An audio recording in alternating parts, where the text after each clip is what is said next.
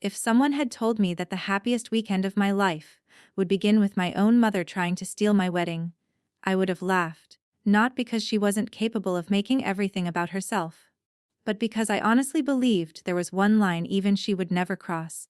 I was wrong. My name is Natalie Brooks. I'm 33 years old, and I own a small architectural restoration firm in Charleston, South Carolina. My job is preserving old buildings, repairing damaged foundations, restoring forgotten beauty, making broken things strong again. Ironically, I spent almost my entire adult life trying to do the same thing with my family. 24 hours before my wedding, 68 guests gathered inside the historic ballroom where my fiancé, Ethan, and I were hosting our rehearsal dinner. Crystal chandeliers reflected against polished hardwood floors. Live jazz played softly in the background. Every table was decorated with white roses and warm candles. For the first time in months, I felt peaceful. We had worked so hard to reach that evening. Every overtime project, every skipped vacation, every dollar carefully saved. Everything had finally come together. I looked across the room and saw Ethan laughing with my college friends. My maid of honor was helping my grandmother to her seat. Our photographer was capturing candid moments. It was exactly how I imagined the beginning of forever. Then, the ballroom doors swung open. My mother walked inside wearing an ivory dress so elaborate that several guests actually turned toward her instead of the bride. She smiled as though she were arriving at her own celebration. Behind her walked my younger sister Lauren. Lauren looked beautiful. She always did. Perfect hair, perfect makeup, designer heels, designer purse, designer attitude. People often asked if we were twins. We weren't. I was 5 years older. That 5-year difference shaped our entire lives. I was raised to be responsible. Lauren was raised to be admired. Growing up, whenever something broke, I fixed it. Whenever bills couldn't be paid, I found a way. Whenever Lauren made a mistake, someone else solved it, usually me. As Mom crossed the ballroom, guests greeted her warmly. She accepted every compliment with practiced elegance. When she reached me, she kissed my cheek. "You look beautiful," she said. For a second, I believed maybe tonight would be different. Maybe she simply wanted to celebrate. Then she leaned close enough that only I could hear. "After everyone sits down," she whispered, "don't interrupt me." My stomach tightened. "What are you talking about?" "You'll understand." Before I could ask another question, she walked toward the center of the ballroom. Instead of finding her assigned table, she picked up the wireless microphone. The music stopped. Every conversation faded. All eyes turned toward her. She smiled confidently. "I hope you don't mind," she began. "I wanted to make a little family announcement before dinner." I looked at Ethan. His smile disappeared instantly. He knew that tone. He'd heard it before. It was the same voice my mother used whenever she disguised manipulation as generosity. She looked around the room dramatically. "As everyone knows," she continued, "tomorrow is Natalie's wedding." Applause filled the ballroom. She waited for it to end. Then she sighed deeply. "Unfortunately, there has been a change of plans." The room became silent. My heart began pounding. She turned toward me with a smile so convincing that, for a moment, several guests smiled back. "Natalie has agreed to postpone her wedding." The words echoed through the ballroom. Someone actually clapped. Others looked confused. I stared at her. I hadn't moved. I hadn't spoken. She continued before I could. "Our family has experienced an unexpected emergency." She placed one hand dramatically over her chest. "My younger daughter deserves a chance to rebuild her life after everything she's endured." Several relatives nodded sympathetically. Nobody knew what she was talking about, because there wasn't any emergency. Lauren had ended her engagement 6 weeks earlier. Not because she'd been betrayed, because her fiancé discovered she'd secretly opened 3 credit cards in his name. He left immediately. She told everyone he abandoned her. The truth never sounded as beautiful. Mom pointed toward Lauren.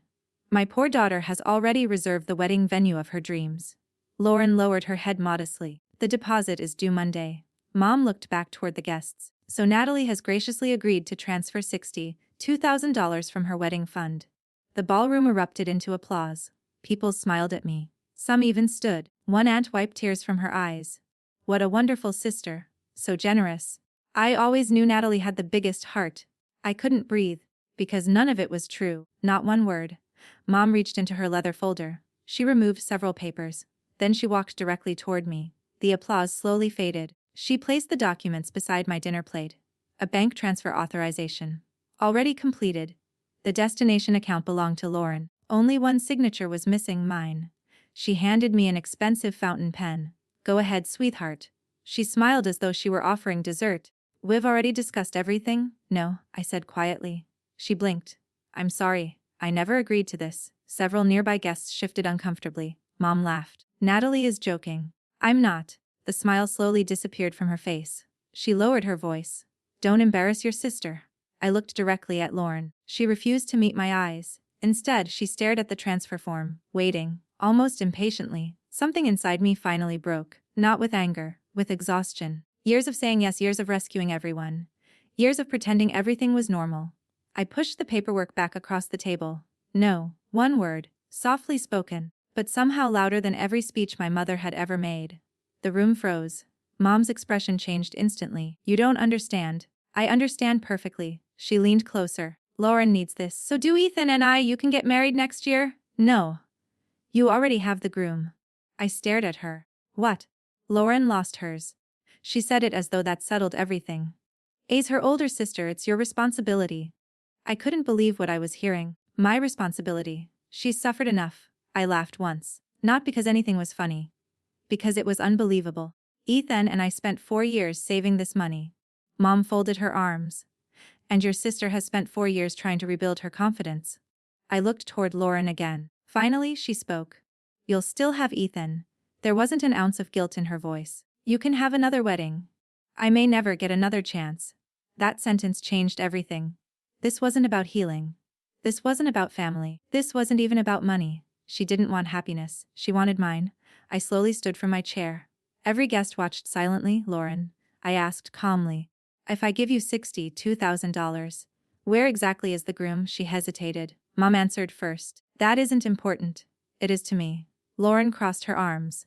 The wedding photos will help my business. I frowned. What? My event planning company. She said it confidently. I need luxury content. The room grew quieter. I'll attract premium clients. I blinked. You want my wedding money? To stage your own wedding.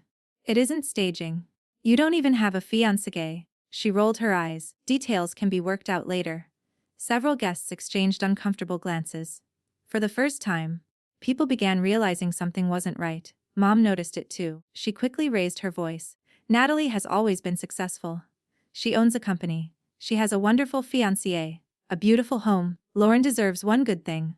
I interrupted her. By stealing mine. Gasp spread through the ballroom. Mom's face flushed bright red. You are so selfish. I've been selfish. She stepped closer. You owe this family. I stared at her. Owe you. The words felt almost unreal. Because if anyone in that ballroom knew the truth, they would never use that word again. Not after everything I had secretly paid for. Not after every debt I'd erased. Not after every mortgage payment. Not after every financial disaster I'd quietly fixed while letting my mother take all the credit. Nobody knew, not yet. Not even Ethan knew the full story. Because I had spent years protecting my family's image. I thought silence was loyalty. I thought sacrifice kept families together. I had no idea that my silence had created monsters. And in less than 5 minutes, everyone in that ballroom was about to discover exactly who had been paying for my mother's perfect life. I wish I could tell you that I stood there feeling brave. I didn't. I felt sick. My hands were shaking beneath the table, and all I wanted was for someone, anyone, to stand up and say this had gone far enough. Instead, the silence stretched across the ballroom. Some guests looked confused. Others avoided eye contact altogether. A few relatives actually looked disappointed in me. As though I had just refused to help a struggling stranger instead of protecting my own wedding. My mother noticed their uncertainty immediately. She had always been gifted at controlling a room. Before I could speak again, she turned toward everyone with tears already forming in her eyes. I'm so sorry you all had to witness this. Her voice cracked perfectly. I never wanted family matters to become public. Family matters. She had announced them over a microphone. Several guests nodded sympathetically. I raised Natalie to think about others. She continued. I don't know what happened. The words landed like tiny knives. I almost laughed. Almost. Because the woman standing there pretending to be heartbroken hadn't mentioned a single truth. She hadn't mentioned that I'd paid her mortgage. She hadn't mentioned that I'd rescued Lauren from bankruptcy. She hadn't mentioned that I'd quietly emptied my savings more times than I could count. Instead, she made me look like the selfish daughter. My Aunt Denise finally spoke. Natalie. She smiled carefully. Maybe your mom is right. It's only a wedding. I stared at her. Only, she shrugged awkwardly. You and Ethan already love each other. You can always have another ceremony. Another cousin joined in. Lauren has had such a difficult year. Another. Families help each other. Another. Money comes back. Each sentence felt heavier than the last. No one knew they were asking me to help for the 100th time, because nobody knew I'd already been helping for 11 years. Lauren finally lifted her head. She walked toward me slowly. Then she took my hand in front of everyone. Her voice sounded gentle, practiced. But imagine how I feel. I pulled my hand away. No. She blinked. No. No. I don't have to imagine. You've never imagined how I feel. For a split second, the sweetness disappeared from her face. Then it returned. I'm trying to rebuild my life, so was I. She frowned. What does that mean? It means every time I started building something, I was asked to tear it down for you. People shifted uneasily. Mom interrupted before Lauren could answer. Nuff. She pointed toward the transfer papers. Sign them. No. Her smile vanished. Natalie, no. This isn't a request. That sentence echoed through the ballroom. I looked directly into her eyes. It absolutely is. Her jaw tightened. You owe your sister. I don't owe anyone $62,000. You owe this family. I took a slow breath. No. I've already paid. Those 4 words changed the atmosphere. What do you mean? Someone asked. Mom answered before I could. She means emotionally. I looked at her. No. I mean financially. The room became completely silent. Even the musicians had stopped pretending to tune their instruments. I looked around at every face. Friends, relatives, business associates, people who believed my mother was the heroic widow who had kept our family together after Dad died. It was time they knew. My father passed away 11 years ago. Everyone nodded. They all remembered the funeral. You were all told my mother saved our family business. More nods. That wasn't true. Mom slammed her hand on the table. Don't you dare. I ignored her. The company was weeks away from bankruptcy. Guests looked at one another. I was 22. I worked 2 jobs. I refinanced equipment. I negotiated with suppliers. I covered payroll. I personally guaranteed contracts. The room grew quieter with every sentence. I kept that company alive. Mom laughed loudly. You answered phones. I looked at her calmly. I still have every contract. Her expression faltered. I continued. 3 years later. The house nearly went into foreclosure. Mom's face drained of color. I started making the mortgage payments. Several relatives gasped. That's a lie. No. I sent the money every month. For 5 years. A voice came from the back. 5 years. I nodded. I created a consulting company specifically so Mom wouldn't know the payments came from me. Confused murmurs spread across the ballroom. My uncle frowned. Why wouldn't she know? I answered honestly. Because she told me accepting money from her daughter would embarrass her. So I hid it. I thought I was protecting her dignity. I smiled sadly. Instead, I protected her lies. Lauren folded her arms. None of that has anything to do with today. I turned toward her. It has everything to do with today. You've never once paid me back. I never asked. You never even said thank you. Lauren scoffed. You offered. No. I rescued you. There's a difference. She rolled her eyes dramatically. Oh please. You act like you're some kind of saint. I laughed softly. No. I acted like your emergency fund. That hit harder than I expected. Several guests looked directly at Lauren. She immediately became defensive. No. I did. No. Lauren. You blocked my number for 6 months. Someone whispered. Is that true? Lauren snapped toward them. You don't know the whole story. No, I replied. They don't, but they're about to. Mom stepped between us. We are leaving. She reached for the paperwork. I stopped her. No? She looked surprised. I said enough. So did I. She lowered her voice. If you continue, you'll destroy this family. I stared at her for several long seconds. Then I answered quietly. I've spent 11 years preventing that. I'm done. Her face twisted with anger. You ungrateful little. She stopped herself. Or at least she tried to. She looked around the ballroom. 68 people were watching. Her perfect image was beginning to crack. She couldn't allow that. Not here. Not tonight. She picked up the porcelain coffee cup sitting beside her plate. At first, I thought she was simply nervous. Then she took one step closer. Her breathing became heavier. Natalie. Last chance.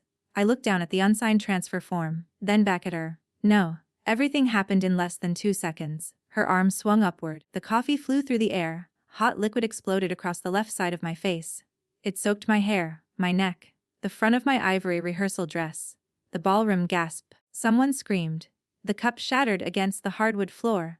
For a moment, I couldn't hear anything except my own heartbeat. Coffee dripped onto the floor beside my shoes. My skin burned, not badly, but enough. I slowly looked up. My mother was still holding the empty saucer, breathing heavily. Then, she said the 6 words I had heard in different forms my entire life.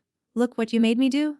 Nobody moved. Nobody spoke. She had thrown coffee at her own daughter, 24 hours before her wedding, in front of nearly 70 witnesses. And somehow, she still believed she was the victim. I touched my soaked hair. My fingers trembled. Across the room, Lauren rushed toward Mom. Not to check on me, to calm her down. "Mum, please. Everyone's watching." That hurt more than the coffee. Because she wasn't worried about what happened. She was worried about appearances. My maid of honor, Claire, hurried over with a napkin. "Oh my God, Natalie, are you okay?" Before I could answer, the ballroom doors opened once again. Every head turned. Ethan walked inside, still wearing the navy suit he'd left in earlier that afternoon. But something was different. He wasn't smiling. In one hand, he carried a black leather document case, locked, heavy. The same case he used whenever handling confidential financial investigations. He looked at me first, then at my soaked dress, then at the shattered coffee cup. His face became frighteningly calm. What happened? Nobody answered. Finally, I looked at him. My mother threw coffee in my face. Because I wouldn't give Lauren our wedding fund. The room held its breath. Ethan never took his eyes off my mother. Then, without raising his voice, he walked to the center of the ballroom, placed the locked case gently on the nearest table Dell, looked around at every single guest, and said, "I was hoping this family dinner wouldn't require these documents." He rested one hand on the case. "But after what just happened, I think everyone deserves to know exactly where Natalie's money has really been going." The room fell into complete silence. My mother's confident expression disappeared for the first time that night. Because whatever was inside that case, she wasn't expecting it. For a long moment, nobody moved. Nobody even seemed to breathe. The ballroom, which had been filled with laughter just minutes earlier, now felt colder than a courtroom. My mother's hand was still trembling. Whether from anger or fear, I couldn't tell. Ethan looked at me first. His eyes softened when he saw coffee dripping from my hair. "Are you burned?" I shook my head. "My pride hurts more." He nodded once. Then his expression changed. The kindness disappeared. In its place came the calm focus that had made him one of the best forensic accountants in the state. He turned toward my mother. "Mrs. Brooks, I'm only going to ask once. Did you throw that coffee?" She folded her arms. "Your fiancé provoked me." He didn't blink. "So that's a yes." "It wasn't that hot. I didn't ask about the temperature." The room became silent again. Claire handed me another napkin while Ethan slowly unlocked the black document case. The metallic click echoed through the ballroom. Somehow, that tiny sound made my mother more nervous than anything I'd said all evening. Lauren noticed it too. She stepped forward. "Ethan, this isn't really the time." He ignored her. Instead, he removed a thick stack of neatly organized folders. Each one was labeled. Each one contained years of records. Each one represented a secret I had never wanted anyone to know. I stared at the documents. "When did you?" He looked at me gently. "About 3 weeks ago." 3 weeks, I frowned. "I thought you were reviewing our wedding insurance." I was. But something didn't make sense. He faced the guests. "While verifying the security of our wedding account, I discovered several unauthorized attempts to access it." Whispers spread through the room. "Unauthorized," he continued. "Whoever attempted it used an authorization code connected to Natalie's father's old business." Every relative looked toward my mother. She immediately shook her head. "I have no idea what he's talking about." Ethan calmly opened another folder. "I suspected that at first, so I followed the digital trail." He placed several printed pages onto the nearest table. The access requests originated from the same IP address used to manage Brooks Restoration Holdings. My uncle leaned forward. "That's your family company." "Exactly." Lauren laughed nervously. So, Ethan slid another document forward. "That computer belongs to Lauren." The smile vanished from her face. "That's impossible." "No. It's documented that she looked at Mom." Mom refused to meet her eyes. "Interesting, very interesting." Ethan wasn't finished. "The account wasn't successfully accessed because Natalie changed the permissions 2 weeks earlier." I looked at him in surprise. "You knew?" "I had a feeling someone inside your family had seen the wedding budget." I remembered. The bridal dress fitting. Lauren had borrowed my phone for almost 5 minutes. She'd claimed she wanted to see pictures of flower arrangements. Instead, She must have photographed our financial documents. The realization made my stomach twist. Ethan continued. The failed access attempts alone were concerning. But they led me somewhere much bigger. He opened the thickest folder. Across the top, one name was printed in bold letters. Barocase Restaurata in Heldiangis, my mother's company. The company everyone believed she'd built after Dad died. The company everyone admired. The company I'd quietly saved more than once. Ethan laid dozens of papers across the table. Tax records, bank statements, vendor invoices, corporate filings, loan agreements, every document color-coded, every signature highlighted, every transaction dated. He looked around the ballroom. I believe everyone here deserves the truth. Mom stepped forward quickly. You have no right? He looked directly at her. I have every right. My fiancé has spent 11 years protecting your reputation. You've mistaken her kindness for permission. Silence. He picked up one document. 5 years ago, Mrs. Brooks informed everyone the company had secured a private investor. Several relatives nodded. They remembered. Mom had celebrated with a dinner party. She'd thanked everyone for believing in her. She'd even toasted my father's memory. Ethan lifted another paper. There was no investor, more whispers. Instead, the monthly funding came from a consulting company called Harbor Structural Advisors. Nobody recognized the name, except me. That company belonged to me. I created it solely to send money anonymously. Mom always believed some wealthy investor respected her leadership. She never knew. She'd been thanking her own daughter. Ethan looked toward me. Natalie didn't tell anyone because she wanted to preserve her mother's dignity. My aunt covered her mouth. The whole time, I nodded quietly. Every month? 5 years! My cousin frowned. How much? I answered honestly. About $3,800 every month. The room exploded with shocked whispers. Someone quickly calculated. That's over $200,000. I nodded. Approximately. Mom finally found her voice. She wanted to help. I looked at her. No. I wanted to keep Dad's company alive. You just happened to own it. Her lips tightened. Lauren crossed her arms. So. I laughed. You just demanded another 62,000. You've already received more than $250,000. She shrugged. You're successful. That sentence echoed through the room. Not, thank you. Not, I'm sorry. Simply, you're successful. As though success erased exploitation. Ethan calmly continued. I wish that were the worst part. Everyone turned back toward him. He removed another folder. This one was thinner, but somehow, more dangerous. The company's financial records contain multiple invoices submitted by a business called. He paused. Elegant Forever Events. Lauren suddenly looked pale.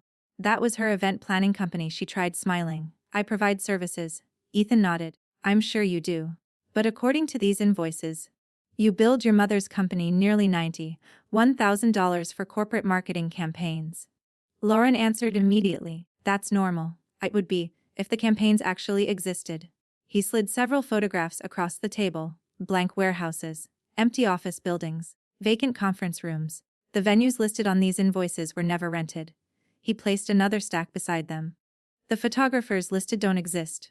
Another. The advertising agencies are fake. Another. The website traffic reports were fabricated. Lauren's breathing became uneven. Mom looked completely confused. What are you talking about? Ethan slowly turned another page. The money was real. The marketing wasn't. The ballroom became deathly quiet. He looked directly at Lauren. So where did the $91,000 actually go? Lauren swallowed. He answered for her. Designer clothing. Resort vacations. Social media influencers. Luxury photo shoots. Several women in the room exchanged shocked looks. Every glamorous vacation Lauren had posted online. Every expensive dinner. Every luxury hotel. Every inspirational business conference. Had been paid for with company money. Indirectly, I had helped replace. I felt sick, not because I was surprised. Because I finally understood why the company always seemed to be struggling despite my endless support. My mother slowly looked toward Lauren. Tell him he's wrong. Lauren stayed silent. Lauren, still nothing. Mom's voice became shaky. Tell him, Lauren finally whispered. I was going to pay it back. The room froze. She had admitted it, not intentionally. But enough. My mother stumbled backward and grabbed the edge of a chair. You told me. You said sponsors, Lauren interrupted. They were coming? They were interested. They just needed. She stopped. Needed what? Mom suddenly looked terrified. The wedding. Lauren closed her eyes. Oh no.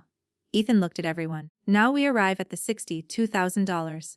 He placed one final document on the table. Our wedding account wasn't chosen randomly. He looked directly at Lauren.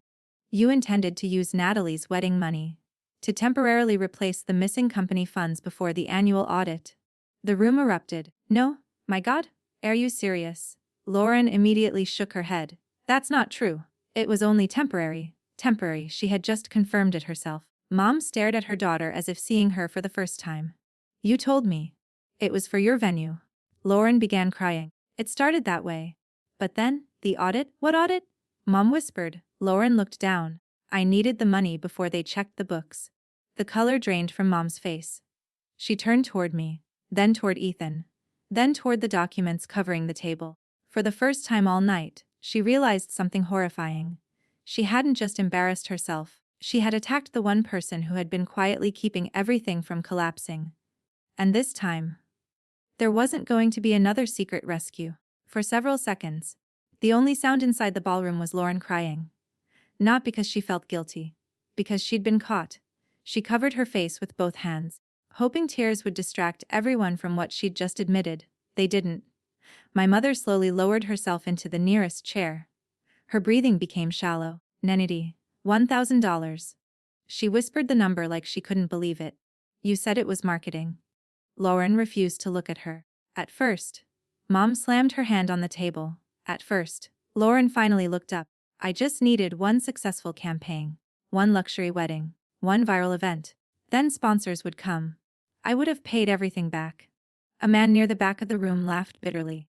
That's gambling. Nobody disagreed. For years, Lauren had posted glamorous photos online, luxury hotels, private dinners, designer gowns, elegant wedding setups. Thousands of followers praised her success. Now everyone understood something. The lifestyle had never existed. It had been rented, financed, or stolen. I stood there quietly, still wearing the coffee-stained rehearsal dress. Somehow, the stain no longer embarrassed me. It exposed exactly who the victim had been. Claire gently handed me another towel. You're shaking. I know. You want to sit? I looked around the ballroom. No. I've been sitting down for 11 years. I'm standing now. She squeezed my hand. I'm proud of you. Those 4 words nearly broke me. Because I couldn't remember the last time anyone in my family had said them. Ethan closed one folder. There is still one more thing. Immediately, my mother looked terrified. What now? He reached into the document case again. This folder looked older. Its pages had yellow edges. Some documents were over 10 years old. He placed them carefully on the table. Natalie. I didn't want tonight to become this, I know. But after what happened, they deserve the whole truth. I nodded. Go ahead. He looked toward every guest. When Mr. Brooks passed away, he left behind several assets. Everyone nodded. The house, the company, savings, insurance. At least, that's what everyone believed. Ethan slowly lifted the first document. In reality, he also left behind over $600,000 in business debt. The room gasped. My aunt looked stunned. Correct. The company was technically insolvent. Someone whispered. Oh my God. Mom immediately stood. That's impossible. I never saw that. Ethan calmly answered, because Natalie never showed it to you. Every head turned toward me. I quietly nodded. Dad had been hiding the losses. He believed he'd recover. He didn't get the chance. The silence became almost unbearable. I found everything after the funeral. I swallowed hard. I didn't tell Mom? Why not? My uncle asked. I smiled sadly. Because she'd just lost her husband. I thought protecting her meant carrying everything myself. I looked at the floor. I was wrong. Memories flooded back. Being 22 years old, sleeping 3 hours a night, working construction consulting during the day, preparing restoration drawings after midnight, meeting creditors before sunrise, signing personal guarantees with money I didn't have, selling my first car, selling jewelry Dad had given me, taking extra contracts, skipping holidays, pretending everything was fine, all while everyone praised my mother for saving the business. Nobody ever asked how. Because I never told them. Lauren suddenly crossed her arms. You wanted everyone to think you were some hero. I looked at her. If that were true, I would have told them years ago. She didn't answer. Because she knew I was right. Ethan continued. There's another reason Natalie never told anyone. He handed one document to my uncle, another to Aunt Denise, another to Grandma. Each person read silently, then looked at me with disbelief. What is this? Grandma whispered. My personal loan, I answered. The bank required collateral. What collateral? I smiled sadly. My apartment. The apartment I'd bought at 26. The one everyone thought I'd purchased because business was booming. It wasn't. I'd mortgaged it to save Dad's company again without telling anyone. Grandma began crying. Oh, sweetheart. You never said anything. I didn't want anyone worrying. She walked toward me, very slowly, then hugged me tightly. I'm so sorry. Those words, coming from someone in my family, nearly destroyed every emotional wall I'd built. I hugged her back, for just a moment. I let myself cry. Across the room, my mother watched silently. Her face looked different now, not angry, confused, like someone realizing the story she'd believed for years wasn't true. She quietly asked, "You really did all that?" I looked at her. "Yes. Why didn't you tell me?" I almost laughed. "You never asked." She opened her mouth, closed it again, because there wasn't an answer. Ethan gently placed another document onto the table. "I have confirmation from the company's independent auditors." Mom frowned. "The emergency review began 9 days ago." She looked horrified. 9 days less. They've already frozen several company accounts. Lauren's eyes widened. "What? They can't?" "They already have." The room exploded with whispers again. "What does that mean?" "It means," Ethan answered calmly, "nobody can transfer money. Nobody can move assets. Nobody can sell company equipment. Nobody can hide financial records." Lauren's breathing became rapid. "No, no." She grabbed her purse. "I need to make a phone call." She hurried toward the ballroom exit. She barely made it 5 steps. "Lauren." Ethan's voice stopped her instantly. She turned slowly. "If you're planning to warn anyone, it's too late." She stared at him. "What?" "The investigators already have copies. Every account, every invoice, every email, every signature, every transfer, everything." Lauren slowly lowered her phone. For the first time that evening, she looked genuinely afraid. Mom looked between Ethan and me. "What happens now?" He answered honestly. "That depends." "On what?" "Whether Lauren chooses to cooperate." Lauren immediately shouted, "I didn't do this alone." Everyone froze. She looked directly at my mother. "You signed everything." Mom's face went white. "I trusted you. You never read anything. You just signed. You told me to grow the business. You said people respected success." Mom stood up. "I never told you to steal." Lauren screamed back. "You would have lost everything?" "So would I." The two of them began arguing so loudly that guests instinctively stepped backward. For years, they had stood together against everyone else. Now, with the truth exposed, they turned on each other within minutes. I watched them silently. Not with satisfaction, with sadness, because this wasn't really beginning tonight, it had started years ago. Every excuse, every rescue, every lie. Every time someone avoided consequences. Tonight was simply the day reality finally caught up. Suddenly, a loud voice interrupted the argument. It was Mr. Harrison, my father's oldest business partner. He was 81 years old, quiet, respected. He slowly stood from his chair. "I've listened long enough." The entire ballroom fell silent. He walked toward my mother. "Dean." She looked relieved. Finally, someone on her side. She reached for his hand. Instead, he stepped past her, stopped in front of me. Then, to everyone's complete surprise, he removed his reading glasses, looked directly into my eyes, and said, "Your father asked me to watch over you." Tears filled his eyes. I immediately shook my head. "No." "Yes. I believed Diane. I believed you were simply helping. I didn't know." He looked around the ballroom. "I didn't know she'd been carrying the entire family." He reached into his jacket pocket, pulled out a small worn envelope. "I've carried this for 11 years. I frowned. "What is it?" "It's the last letter your father ever gave me." My heart stopped. He told me, if anything ever happened to him, I was only to give it to you when I believed you finally needed to hear it. Every person in the ballroom stood completely still. Mr. Harrison carefully placed the unopened envelope into my trembling hands. "I think that day has finally come." For a moment, I couldn't move. The envelope felt strangely heavy in my hands. It wasn't because of the paper inside. It was because of the years it represented. 11 years. 11 years since I'd heard my father's voice. Mr. Harrison gently nodded. "He made me promise. He said you'd understand it one day." I looked down at the faded handwriting. My name was written across the front.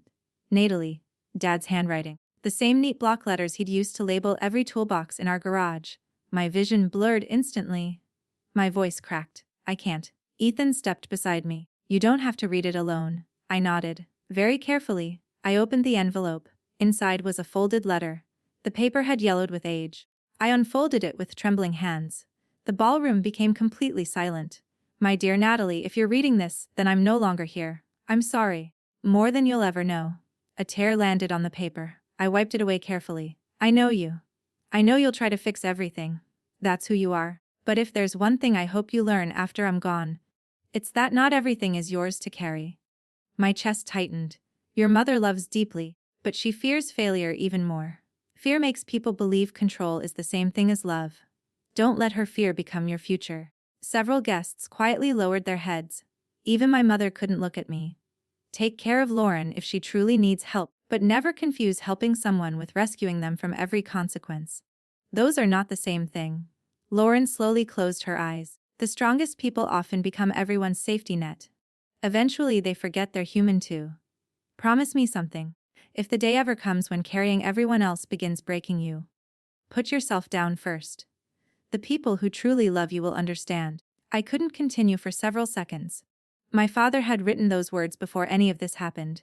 Before the company, before the debt, before the years of sacrifice. Somehow, he already knew me. I finally reached the last paragraph.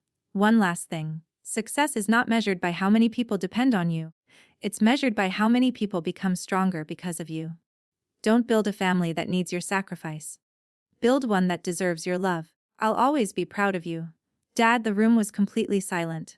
I slowly folded the letter. There wasn't a dry eye anywhere. Even people who barely knew my father were crying. Mr. Harrison quietly said, "He asked me one more thing." I looked at him.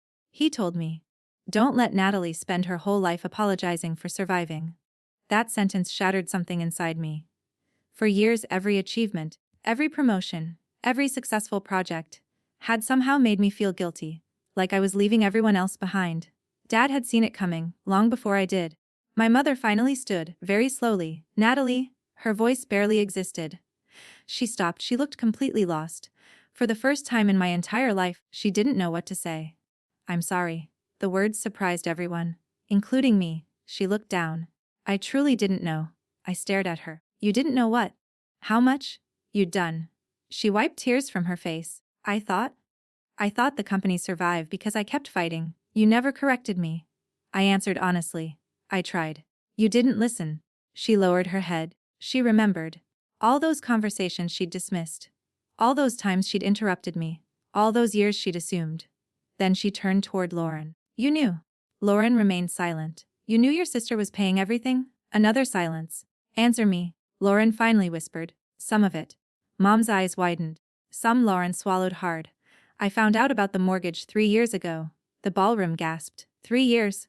I felt my heart sink. "You knew?" She nodded without looking at me. "I accidentally found one of the bank statements." I couldn't believe it. "You knew. And you still asked me for more money." She finally looked at me. "You always had more." That answer, more than anything else, made me realize who my sister had become. Not someone desperate, someone entitled. "You always had more." She repeated it. "The better career. The better house. The better fiancé. Dad always trusted you." Every sentence became louder. "You were always the favorite." I couldn't stop staring at her. "Favorite?" I laughed softly. "You think Dad's trust was a gift?" "It was responsibility." "You got freedom. I got pressure. You got protection. I got expectations. You got second chances. I got consequences." Lauren shook her head. "Numb." I built everything. The room became silent again. Because everyone understood.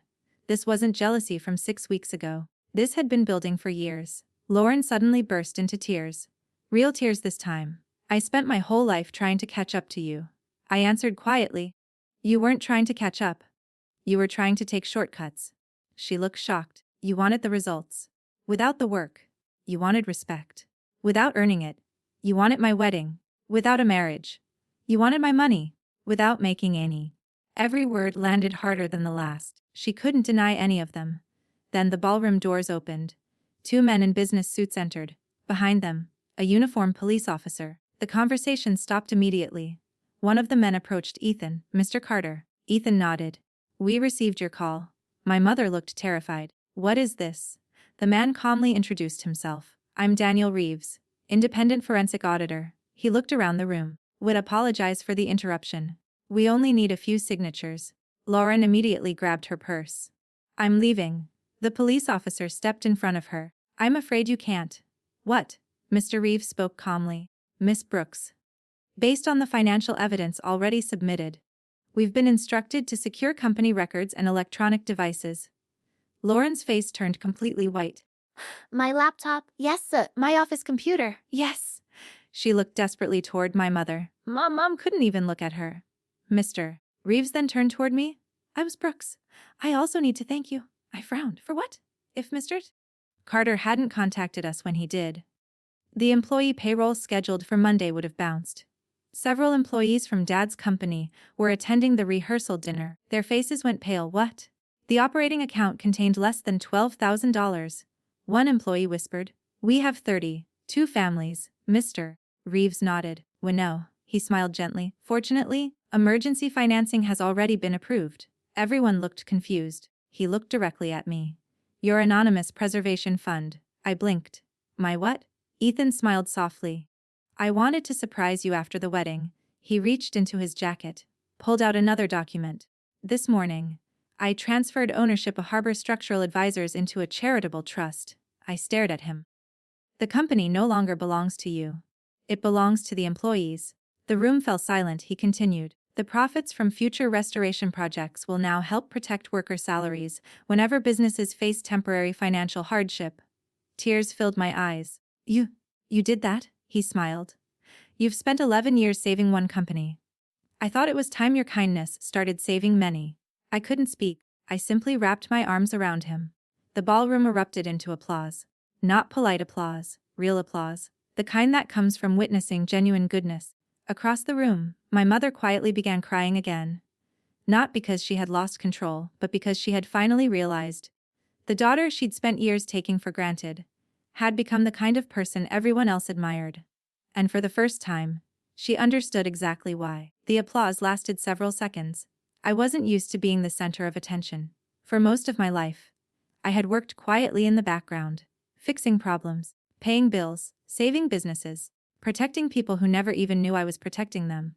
Tonight, for the first time, the truth was louder than the lies. The ballroom slowly became quiet again. Mr. Reeves closed his briefcase. "We'll complete the legal process Monday morning." He turned toward Lauren. "Miss Brooks, your attorney will receive all documentation." She didn't answer.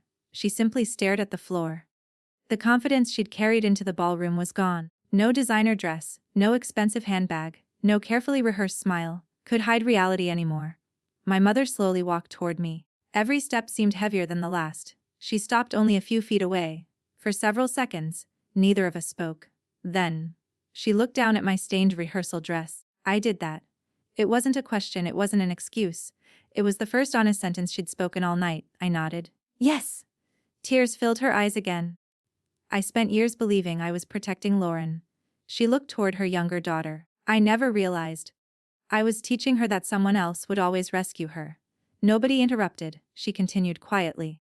"And I taught you that love had to be earned." My throat tightened, because she was right. Every report card, every promotion, every sacrifice, every achievement, I'd always believed I had to deserve being loved. She had never said those exact words, she didn't need to. Children learn from patterns, not speeches. "I'm sorry." This time, there were no excuses afterward. No. Oh, but no blaming stress, no blaming grief, no blaming Lauren. Just, "I'm sorry." I looked at her for a long time. Then I answered honestly, "I forgive you." Hope appeared in her eyes. Before she could speak, I continued, "But forgiveness isn't the same as trust." The hope softened into understanding. "I know. No more surprise emergencies." She nodded. "No more asking me for money." "I understand. No more expecting me to fix problems that aren't mine." Another nod. "And if we're ever going to have a relationship again, it has to start with honesty." She quietly whispered, "I'll spend the rest of my life earning that." Then I turned toward Lauren. She still hadn't looked at me. "I don't hate you." She slowly raised her head. "I hate what we became." She wiped away tears. "I know." I thought, if I could just have one thing you had, I'd finally feel enough. I smiled sadly. "Lauren, you weren't missing money. You were missing confidence. And no amount of stolen success would have fixed that." She began crying again. Real crying. Not for sympathy, not for attention, for herself, for the life she'd wasted pretending. "I don't expect you to forgive me," she whispered. "I can't," I answered gently. "Not today." Her shoulders dropped. "But I hope someday, you become someone who no longer needs my life to feel good about your own." She nodded. "I hope so too." Harrison smiled softly. I think your father would have liked that answer. I looked down at Dad's letter still resting in my hand. For the first time in 11 years, I felt like I'd finally listened to him. Claire suddenly clapped her hands. Okay. Everyone looked at her. She smiled. I have a question. She looked directly at me. Is this wedding still happening tomorrow? The room became completely silent. Everyone waited. Even the musicians. Even the photographers. Even the auditors. I looked toward Ethan. He smiled exactly the way he had the day he proposed. No pressure, no expectations, just love. He walked over. Took both my hands. Natalie. If you want to postpone, we'll postpone. If you want to cancel, we'll cancel. If you want to disappear to another country, I'll pack. The room laughed softly. He continued. I didn't ask you to marry me because of a ceremony. I asked because I wanted to build a life with you. Tomorrow. Or next year. I'll still be standing here. Tears rolled down my face. For years love had meant sacrifice. With Ethan love meant freedom. I squeezed his hands. I still want to marry you. His smile grew even wider. So do I. The ballroom erupted into cheers. Real cheers this time, not polite applause. Not forced celebration, joy. Pure joy. The musicians immediately started playing again. Someone laughed. Someone cried. Even the staff began clapping. The rehearsal dinner, somehow, continued. The next morning. The sun rose over Charleston exactly as it always had. The world hadn't ended. My family had. The unhealthy version of it, anyway. At 4 o'clock that afternoon, I stood at the entrance of the historic chapel. Not wearing fear. Not wearing guilt. Not carrying everyone else's problems. Just wearing my wedding dress. As the doors opened, I didn't look for my mother. I didn't look for Lauren. I looked only at Ethan. He smiled the moment he saw me. And in that instant, I understood something.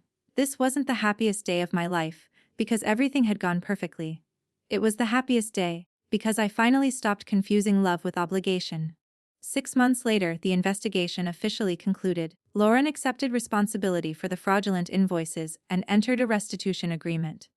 Her event planning company closed permanently. She found a regular job working for another business, starting from the bottom. For the first time in her adult life, she had to earn every opportunity. My mother sold the large family house.